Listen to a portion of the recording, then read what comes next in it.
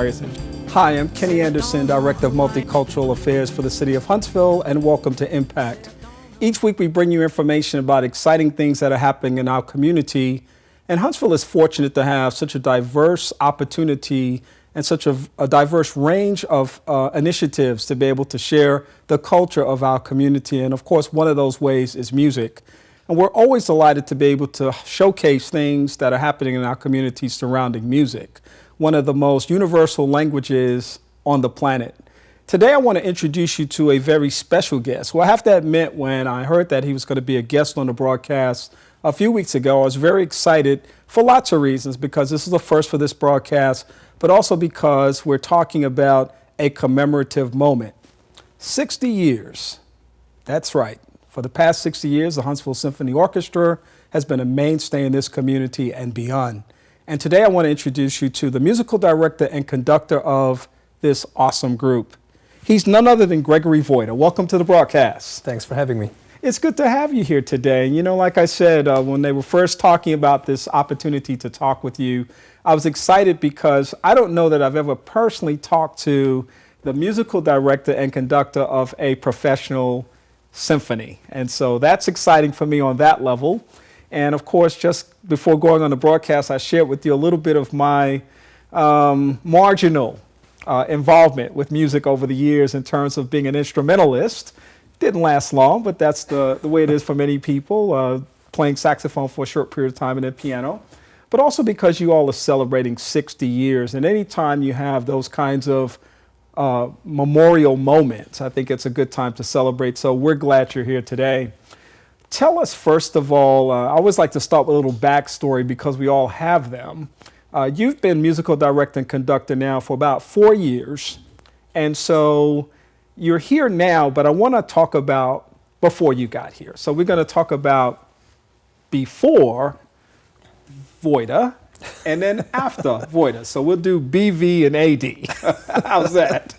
Sounds good to me. You know, another way to remember how to pronounce my name, because of course it's spelled Vajda in the Hungarian way, is I like to say that don't avoid the Vajda. So that's an easy way to remember.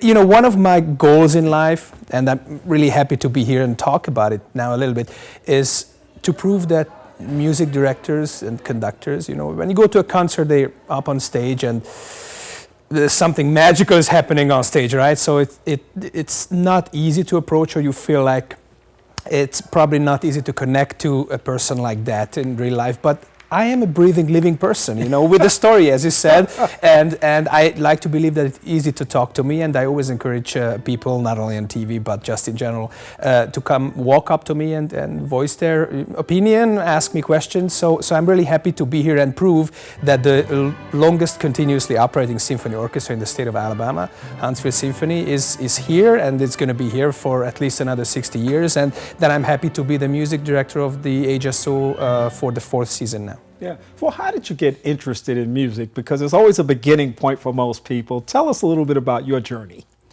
Actually, I like your story about, you know, playing at least 2 different instruments, even if just for a short period of time, because I do think that music is more than just music, and it's important, especially when you're young in your development, and just you know, to do something that trains the brain and every part of your body, and it's art and athletics at the same time. I have a good friend who says that musicians are the athletes of small muscles, and if you think about it, you know, playing the violin or playing the trumpet with your lips is really exercising your small muscles. But beyond that, it's such a complex art form that it gives you much more than just the enjoyment of music. I am coming from a family of musicians, so you can say that, well, it's easy for you, or it's, you know, it was easy. It's never easy, of course, because my mom is an opera singer, and my father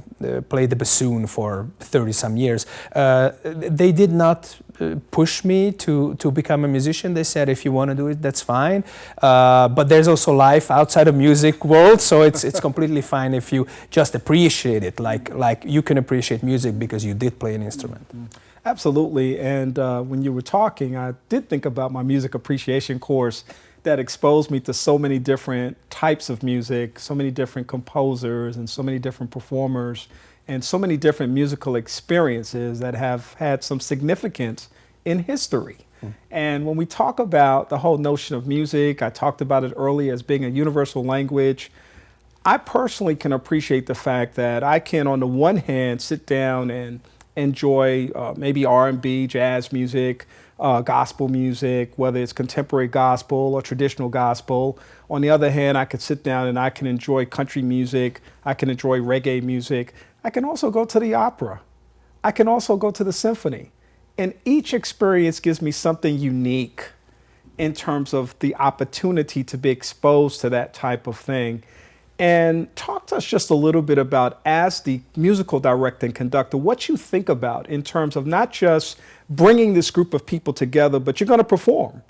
So that audience is going to come, they're going to pay tickets, they're going to be involved, they're going to be engaged. What are you hoping that people take away from those experiences? In my experience, going to a place, in this case the Von Braun Center, and get together for the sole purpose of being in the same space at the same time, listen to a live performance, is like nothing else. I mean, you can listen to a CD, or you can listen to your car radio, you can watch TV, or listen to your iPod or whatever, but it's not the same. You know, this is what we do. It's kind of like a live museum, if you wish. If you go to an art museum, you can look at pictures and they're going to be hanging there even when you're not there. But in an art form like ours, you need live performers. And I like to say that, you know, through my education, I am a straight line from Johann Sebastian Bach, because Mozart studied Bach, and then there was another guy who studied with Mozart that played for Beethoven, and Beethoven played for Liszt, and Liszt studied the Academy of Music in Hungary, and then one of his students taught the teacher of my teacher. So through professors, this is a live art form.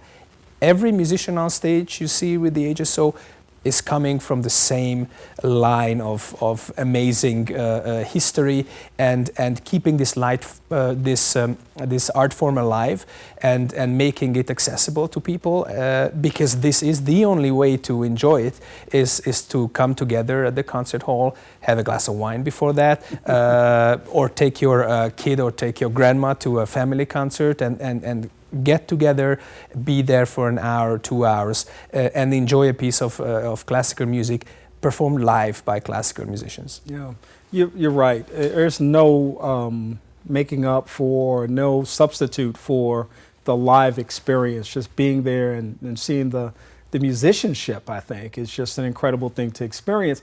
I wonder, as a musical director and conductor, if you have a favorite instrument. Well, I'm biased because I'm a clarinetist. I actually have a degree from the Academy of Music in Budapest as a clarinet player. And I still do play sometimes. Yeah. And it's great. I'm sure you can still remember that it's a great experience to have an actual physical connection with the music, with your own instrument, and to take it out and practice and play some scales and play some music. It is different from conducting, because conducting is practically, it means that you are in between the audience and your musicians, and you're kind of like as a medium projecting the music. So the music flows through you, and you're helping your musicians to play the music with your movements. And so there's a lot of communication there, but also making music in the sense of making it physically is a completely different experience, and I think that every conductor should have that. So if you have an instrument, if you're a violin player or a piano player or a clarinetist or a singer, now we have more and more conductors who have a background in vocal music, I think it's important just to breathe together with the music, and to be able to have that experience of what it feels like being on stage and being in the moment and projecting all that music to the audience. You know, you see a person who performs in a symphony and they look like they're doing it flawlessly. And as a person sitting in the audience, you know, you may have great admiration for that. But you know that behind the scenes, that person has practiced for many hours and perhaps even many years to be able to master that experience that they have.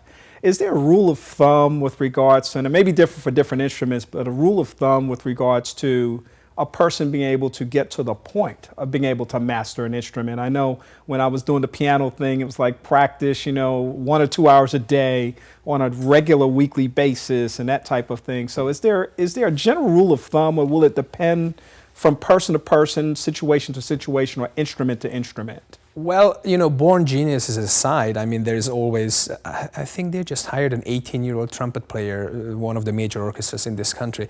It does happen. It does happen. But I do think that the time that's needed for university education, so at least that much time you need to spend with your instrument, but that's not all you learn, right? I had to study piano, music history, music theory, chamber music, orchestra, choral singing. And a lot of things that make you a better musician, and you need them all. I mean, it's a lot of things that go into that performance, as you said. Not only hours and hours, thousands of hours of practice, but also that experience that you have with giving live performances, or the experience that you gain by learning about the past and how it was done, and what notation Mozart was using versus Bach, and then how Beethoven is different. And it's a whole cultural history behind it, and you can't really do this without that. Yeah. And as a conductor, of course, you've got to be on your game as well. What do you do to prepare for a performance? Well, I do little yoga exercises for that matter, because it is a workout, to conduct a concert of 2 hours or longer. It is actually a workout. It's a good cardio workout, if you ask me. Yeah, conductors die late because of that, I was told.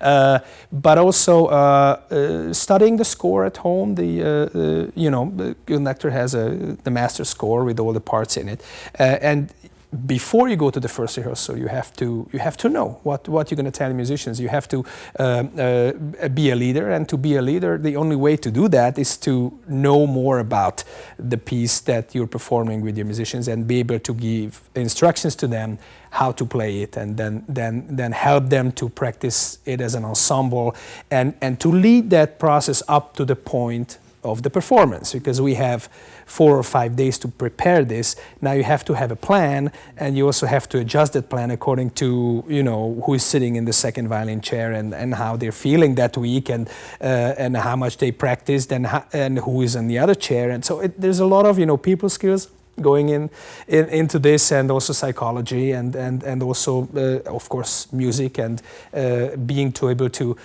just arrange the way of getting ready for a performance. How does a person become a member of the symphony, or a part of the symphony? I mean, you got a lot of musicians out there, but that final group of people that we see out there, are there auditions, or what happens? There are auditions. There are national auditions behind the folding screen. So I don't see who you are. I only hear what you play. And there are several rounds depending on how many applicants we have. And we have a committee with the music director, the members, principal players of the orchestra, depending on what instrument we are holding an audition for. And at the end, you have to make a decision, because you usually have 80 plus people applying for one job, at least, if not more. So we are always holding audition every year for different positions, depending on what's up. We're going to have, for example, a bass audition coming up very soon. Okay. So if I'm a symphony player and I'm motivated and ambitious and a perfectionist of sorts, what symphony am I looking to play with? You're looking to play with any symphony in the beginning, because the mileage you need for this to put into your car, that is playing in the symphony, you need a lot of that. You need to drive many miles before you can say, okay, now I lived up to to my driver's license. Because coming out of school, you get a license, but it doesn't mean that you're ready for the big league, if you wish. you got to play in a youth orchestra, you got to play in a band, you got to apply for jobs with smaller symphonies, and if you keep your chops up, then you're ready to take an audition with a bigger symphony, and then hopefully ending up with a job with the New York Philharmonic. I'm saying that because the tuba player of the New York Philharmonic is coming this season to play the John Williams tuba concerto with us, and I know him from before. He was the tuba player of the New York Philharmonic. We worked together with the Milwaukee Symphony in Wisconsin. So I actually was fortunate to see him get this big job, and it's just great to see a friend to get there, and I'm really happy that I have an opportunity to perform with him. That's got to be awesome, and it's something that Huntsville has to look forward to also, because they get that treat. So 60 years, the Huntsville Symphony Orchestra has been here. You're celebrating a big year. What kinds of things are happening over this process of celebration? Well, we started our season with a pops concert, and I think this is the time to just hold this up for a second. This is our 60th season brochure. We have 2 more of these coming out. This is the program starting in September, ending in November. So from December through March, we're going to have another one, and then a third one. This is done by a local artist, a French horn and a banjo. Kind of like a message where you say, or we're trying to say, we're doing classical music, but we're doing other stuff as well. Okay. Bela Fleck, the great banjo player, was here last season. We're trying to bring him back. Also, one special project that's on for this season is an opera that I wrote called Georgia Bottoms, based on a Southern theme by a Southern author called Mark Childress. So we're actually going to do a world premiere in February for our classical series with great opera singers. One of them who is singing the main role, the role of Georgia, is from Texas, but she's living in Vienna, and she's coming here to sing this role. Then we have the music of Michael Jackson. We have Steve Lipia coming here to do the New Year's Eve concert. We have the first classical concert is to honor our guild, who is our most important supporter, and they're also celebrating an anniversary, and I dedicated the first classical concert to honor the guild with the music of women composers. One of them is an actual living American composer, Gabriela Lena Frank, who wrote a piece that was commissioned by the Guild in 2010, and we are playing that composition again. Then Lily Boulanger, who was a French composer on the turn of the 19th and 20th century, she wrote a wonderful piece for orchestra. And then the Symphonie Fantastique by Berlioz, which just gives us a chance to show off, to show everybody how wonderful this orchestra is. There are these showpieces. First of all, it's a very popular composition, but also it gives a chance to every section in the orchestra and select members like the French horn player or the harp players to really show what they can do with their instruments. Yeah, boy, it really sounds exciting, and I know celebration should be just that. A lot of thought has gone into this 60th year anniversary, and it sounds like there's something for everyone, which is great. So now we're talking to some people that are watching the show this afternoon or this evening or maybe this morning, and they are listening and they're saying, I've never been to the symphony before, or I've been curious about going to the symphony. This obviously is a good time. So I'm going to give you just a few minutes to talk to folk out there about why this would be a great time to maybe get their first symphony experience and what they might hope to get from that experience. First of all, let me say that you don't need to be scared. Hopefully by now you warmed us up a little bit. I warmed right? you up a little bit, right? So this is the experience, what you will have if you come to the VBC, to any of our concerts. I mean, just look through the program, go to our website, hso.org, look through the program for the entire season. Symphony season runs between September and May, so there are at least 2 opportunities every month to come to the concerts. We have many different series. We have a pop series, as I mentioned before, a classical one. We have a series called Casual Classics, which is a shorter format and even more casual, where I talk about the compositions that are on the program. One of them with there is a dinner, which we call it dinner divertimento. So we actually serve dinner, and with the different courses, we serve different courses of music, an appetizer, a main course, and dessert. And I'm going to play the clarinet for that a little bit, so just to show that side of me as well. We have free family concerts like we have been doing it for the last couple of years, which I think is a great opportunity for us to reach out. We go outside of the VBC, we take it to other places outside of Huntsville just to show that we are here and we are serving the community. We have kids concerts, schools are coming to these, and that's educational, but also I have to emphasize that we play strictly classical music for these events. So I believe that for any, from, I don't know, age 1 or age 7 to 77, let's just say that, nobody is excluded if you're 78, but, or from 9 to 99. I believe that you got to experience what we do best, and that is to play a classical music piece from the beginning to the end. Not just a part of it, not the Reader's Digest version of it, but the thing itself.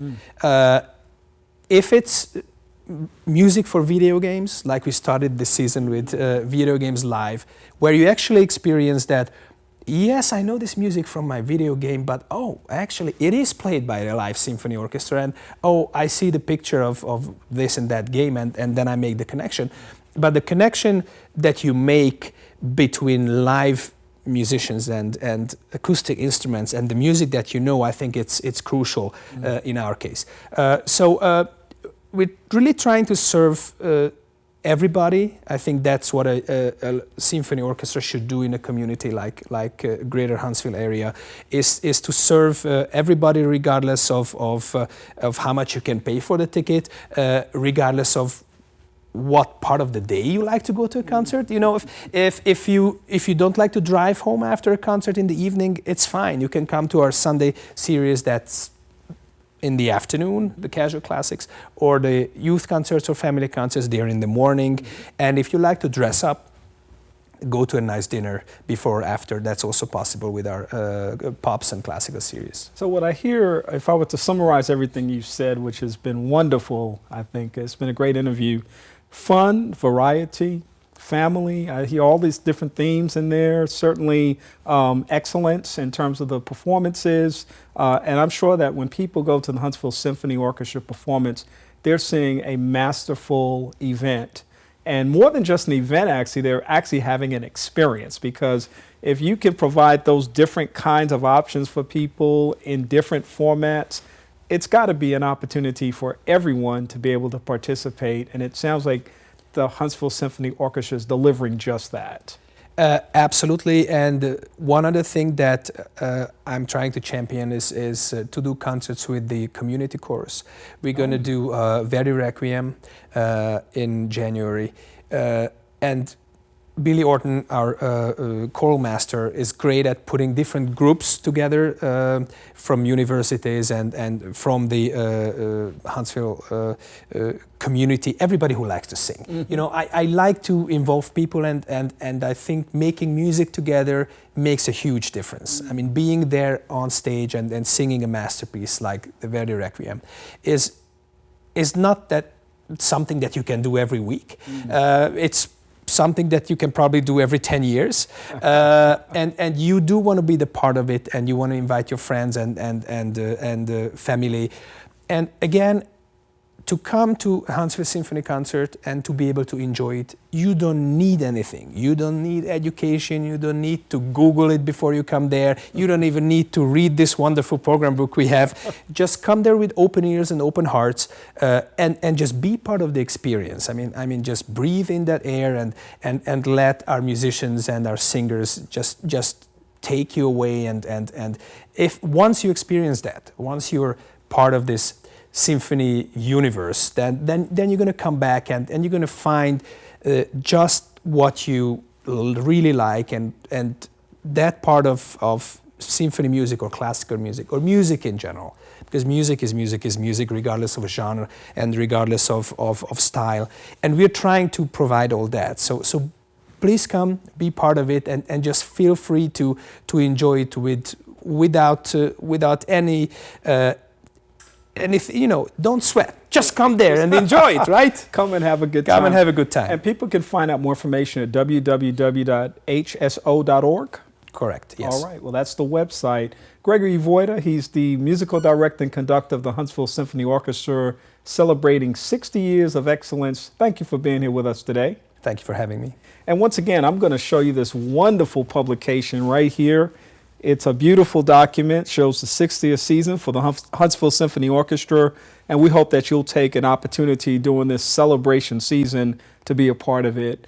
Once again, I'm Kenny Anderson for Impact, and I hope you've enjoyed our show today. We'll be back again soon with another edition of the broadcast. In the meantime, have a great day. We'll talk to you soon.